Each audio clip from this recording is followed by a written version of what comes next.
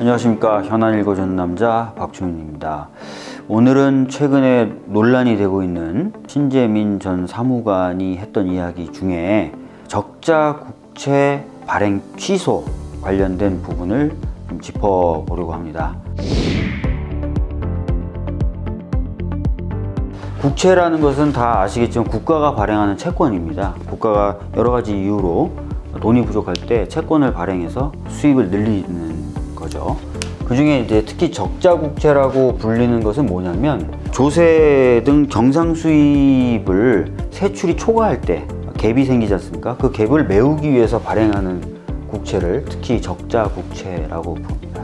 신재민 전 사무관이 했던 이야기는 두 가지입니다. 첫 번째는 2017년에 적자 국채 발행을 강요했다, 청와대가. 요거 하나 하고, 두 번째는 국채에 대한 바이백, 국채를 다시 사들여서 소각시키거든요. 국채 바이백 계획을 취소했다, 이런 얘기입니다.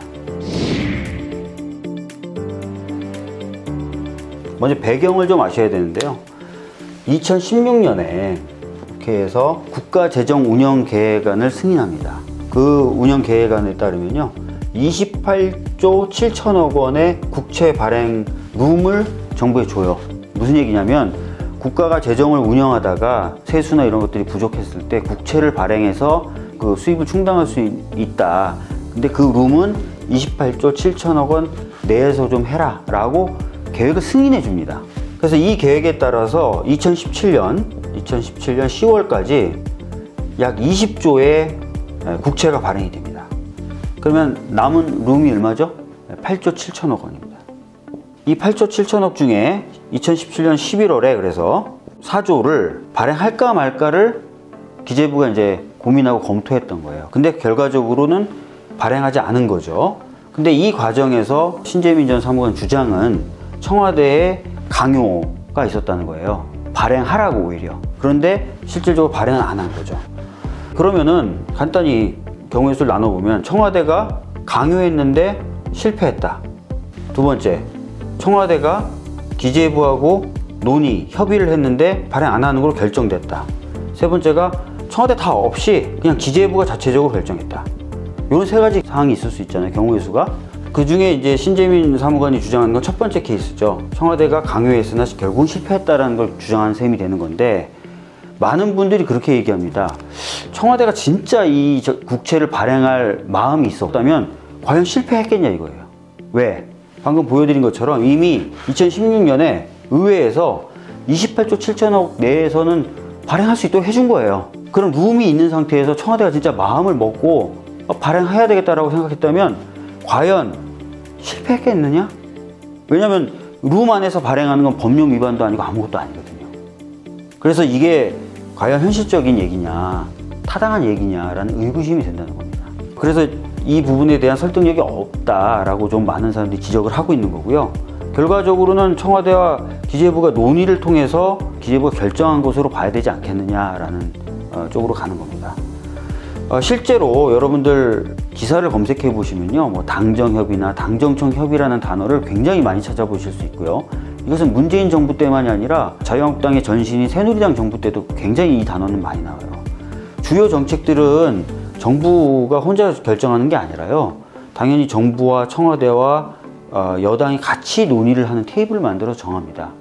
오늘 홍남기 경제부총리가 언론과 인터뷰에서도 이렇게 얘기하죠. 오늘 오전에도 경제 1팀과 청와대 간에 회의가 있었다, 그렇게 얘기합니다. 왜? 늘상적으로 그렇게 해서 다양한 의견들을 정책에 반영하고 정책을 보완하고 수정합니다. 그 상황이 이루어진 것에 대해서 신재민 전 사무관이 상황을 잘못 이해하고 이게 마치 강요가 있었던 것처럼 판단한 것 아니겠느냐. 강요가 있었다면 성공 못할 리가 없다는 거죠. 이미 룸을 줬기 때문에 의회에서.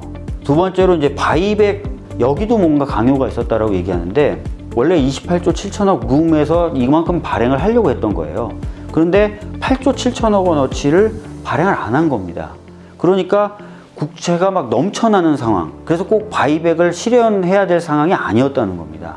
전문가들은 아니 국채가 발행할 룸이 있었는데 그걸 다 못 채우고 발행 안 했는데 그런 상황에서 꼭 바이백을 해야 되는 건 아니다.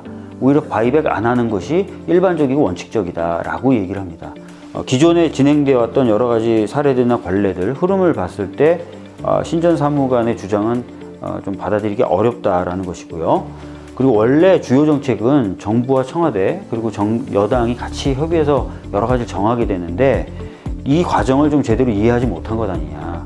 저만 해도 지난주에 안전 관련된 당정 협의를 했었거든요. 그러면 각 부처의 장차관들이 옵니다. 그래서 안전 관련돼서 여당이 여러 가지 당부를 하고 갖고 온 정책에 대해서 의견을 주면 또 그 의견을 받아서 수정도 하고 보완도 하기도 하거든요. 그러면 신전 사무관의 얘기대로라면 그런 과정이 다 강요로 보일 수도 있다는 거예요. 근데 그렇지 않죠. 그런 부분에 대한 오해가 있었던 건 아닌가라고 생각이 됩니다.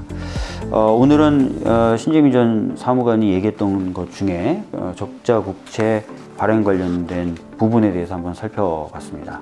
네, 감사합니다.